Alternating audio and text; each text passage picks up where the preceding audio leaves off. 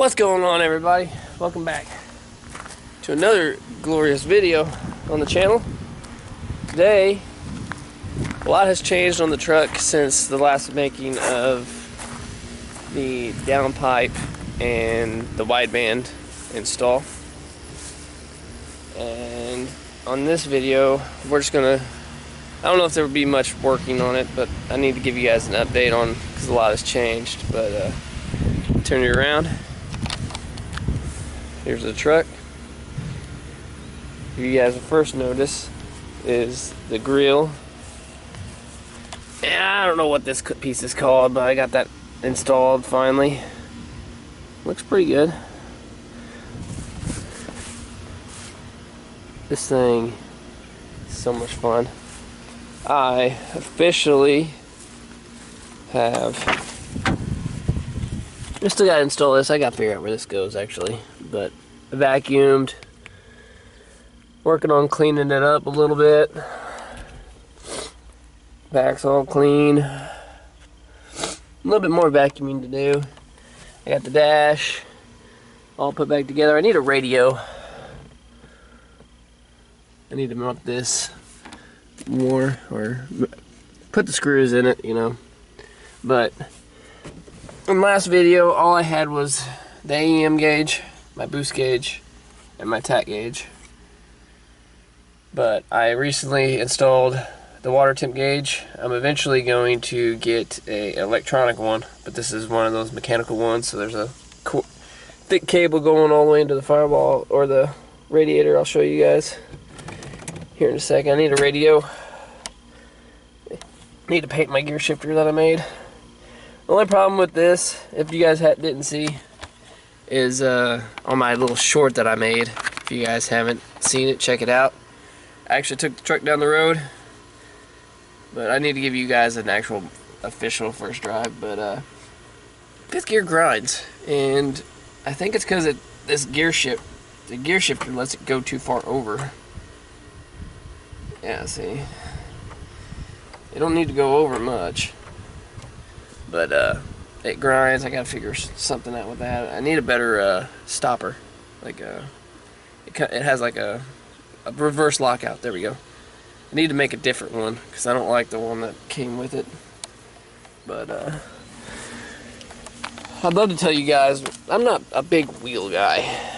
I'd love to tell you guys what these wheels are and specs and all that, but I really don't know. I think they're like I know they're 18s, but 18 by 7.5, I think. Maybe by 8. But I ain't got a clue what brand or nothing. I've had them for years. Tonneau cover. This thing's gonna get some body work at some point. But if you guys don't already know, it's an independent rear suspension from an S13 on the rear. If you guys don't keep up with my other videos that I've been making. But this ain't really a walk around, but I figured I'd show you guys a little bit. I got a switch made up because one of the update is, hear that? We got some fans working. It's a ground switch, so the ground wire on the relay side goes to here, and then the other ground goes to ground. So it doesn't, I've had lots of issues over the years of the switch being a power, and it will burn the switch up. But, so I always try to just do the switch to ground.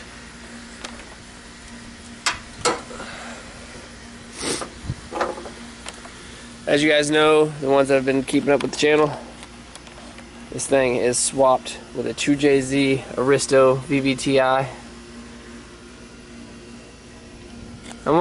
I need to change. I know people are gonna give me crap, but I've worked with what I got. I would like to make all those couplers red, but I made this to where I could run my temp gauge. This is one of the updates. I wish I recorded all this, but I was just diagnosing a lot of stuff, and I don't really diagnose too well or record it. 350Z electric fans. I don't know if you guys can see, but man, it is kind of close right there, and it clears, but she's close. Shouldn't move, shouldn't have any issues. IS300 ECU box, my power steering reservoir. You guys haven't seen it yet, I'll probably post it in this video. My clutch line that I made. Got the brakes, they both need blade just a little bit more. Got my reservoir on. I had to, one big issue I didn't record the fan install and stuff like that is because I went to go bleed the coolant and I was really afraid the head gasket blew or something crazy. Like it was pushing combustion gas into the coolant, because I just could not get this thing to bleed at all. So I went ahead and pulled the trigger and I did a water pump, a brand new water pump. If you guys are curious, I don't know if this has been ever swapped before, but online it said you needed to do the back housing and the actual water pump. So I bought both of them, but the back housing is different. The water pump bolted up right to the Aristo back housing part. But I did a water pump, and then I guess the alternator only charged in that past few videos, maybe 5 minutes or something burned up, I don't know. Had to get a new alternator, so that's working. 14, 11 volts is what I got. It's constant. My wiring, I want to tape this, but we'll see, or get some of this conduit there that you see. But I ran it up and around on both sides. I had it in the fender well, but I didn't like I had it tucked into like a hole like that, but further down. Didn't like how it looked. I'm not going for a tucked look, so I'm just going to keep everything in the bay, functional, and out of the way. I thought about welding some brackets onto here and get some P-clamps, but honestly I think I'll just zip tie my harness here or something. When all said and done, I need to take my mounts off that I made on the radiator video, clean those up, get the edges out, you know, little stuff. But what I want to show you guys is, see, my math is just a pipe with some tape on it, you know what I mean? But I finally pulled the trigger on this pipe here.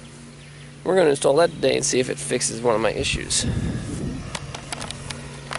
We got this bad boy here. Made a gasket. Should seal up real nice. But let's go ahead and get this installed, and I'll start the truck up for you, or start it up for you guys. And then I want to dedicate a specific day to do a first drive video, but we'll see how it goes.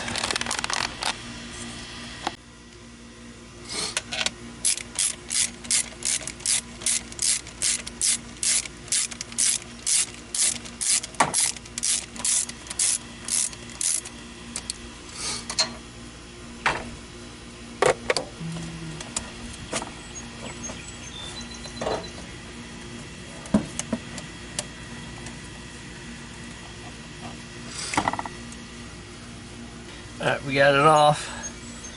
I think one of my issues was maybe once this gets warmed up, because it seems like it's a temperature issue. Maybe this tape gets real soft and it sucks some air,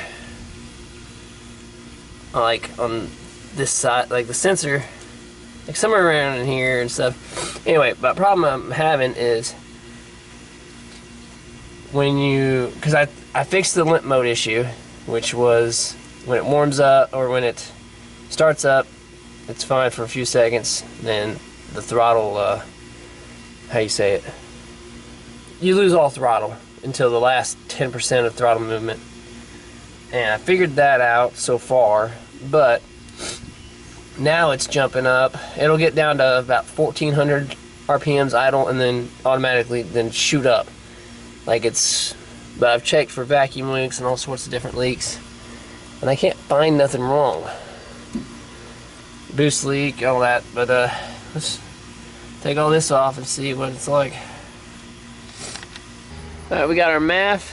I sprayed it out with some mass airflow sensor cleaner. It's been about 5-10 minutes now. By the time I install all this, it'll be 15 minutes or so. But let's go ahead.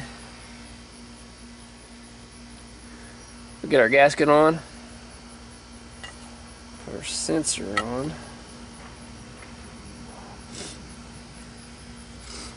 Found some washers that'll fit right down in here. Like so. Put our bolts in.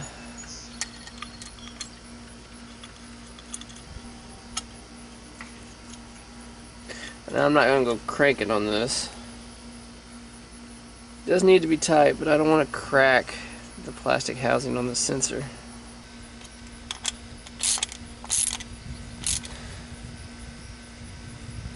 There we go, that's what it looks like inside. This is actually a really nice piece. Hopefully it fixes a lot of my issues. If the filter will fit. Okay.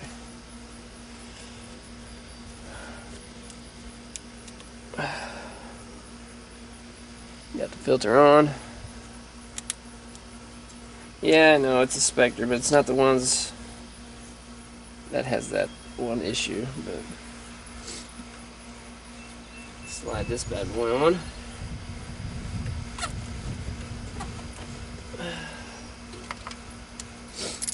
Like that, I just don't know if it's gonna clear. See, is it gonna be too high? But it clears there and there. The harness will plug up.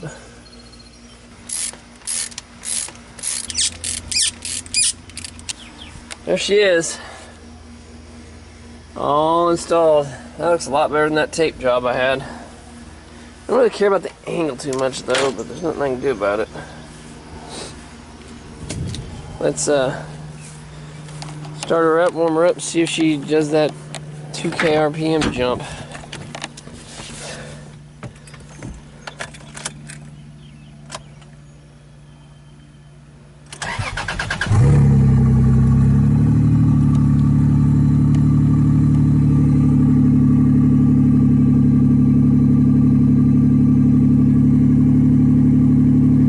Showed you guys the boost gauge.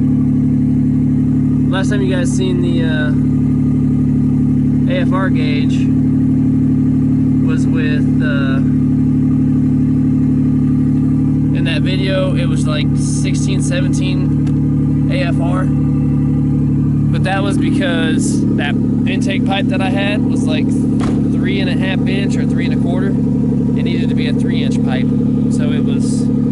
The AFRs were completely out of whack, but there she is.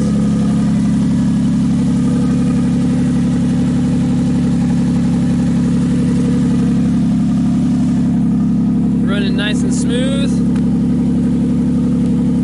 but I'll let her idle and see what she does, but I think I'm going to end the video here. It's short, simple. Next video we'll take it for a drive, a lengthy one or something. But yeah, if you guys like, comment, subscribe, I really appreciate it. Very simple install on this one, but next after the first drive, I need to get insurance on it. I'd love to drive it around, test it, all that stuff. I need to get the front bumper mounted, and then it's drift mods like dual caliber setup, hydro, stuff like that, maybe some steering mods. My buddy Devin Stearns, shout out to you, buddy. He's got a YouTube channel called Manimals Drift. Go over there and check him out. But he's got a S13 steering column that I want to try to put into this truck, because my steering is just a little weird, because I actually had to modify that whenever I did the RB swap. But yeah, we'll catch you guys in the next one.